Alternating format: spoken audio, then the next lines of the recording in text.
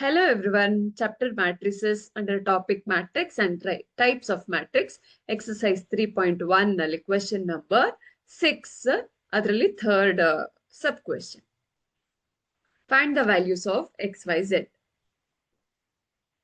ಇದು column matrix ಒಂದೇ column ಇರೋದ್ರಿಂದ 3 ರೋ ಅಲ್ಲಿ ನಾವು ಪ್ರತಿಯೊಂದು ಎಲಿಮೆಂಟ್ಸ್ ನ ಈಕ್ವೇಟ್ ಮಾಡೋಣ. So x plus y plus z is equal to 9, ಇನ್ನೊಂದು ಎಕ್ಸ್ ಪ್ಲಸ್ ಝೆಡ್ ಈಸ್ 5, ಇನ್ನೊಂದು ವೈ ಪ್ಲಸ್ ಝೆಡ್ ಈಸ್ 7.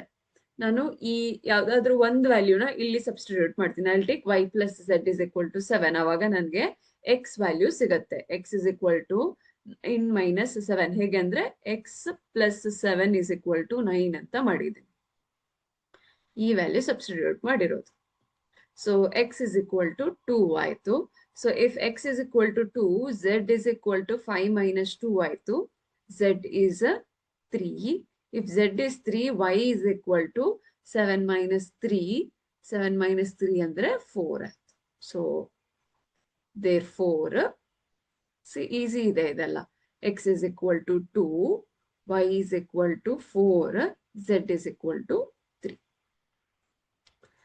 ಯಾವುದೇ ಥರದ ಮ್ಯಾಟ್ರಿಕ್ಸ್ ಕೊಟ್ಟರು ಎರಡು ಮ್ಯಾಟ್ರಿಕ್ಸ್ ಸೇಮ್ ಅಂತ ಹೇಳಿದ್ರೆ ರೆಸ್ಪೆಕ್ಟಿವ್ ಎಲಿಮೆಂಟ್ಸ್ ಇದೆಯಲ್ಲ ಅದು ಯಾವತ್ತೂ ಈಕ್ವಲ್ ಆಗಿರುತ್ತೆ. ಹಾಗಾಗಿ ಅನ್ನೋನ್ ವ್ಯಾಲ್ಯೂಸ್ ಅನ್ನ ಈಸಿಯಾಗಿ ಫೈಂಡ್ ಔಟ್ ಮಾಡೋದಕ್ಕಾಗತ್ತೆ. Thank you.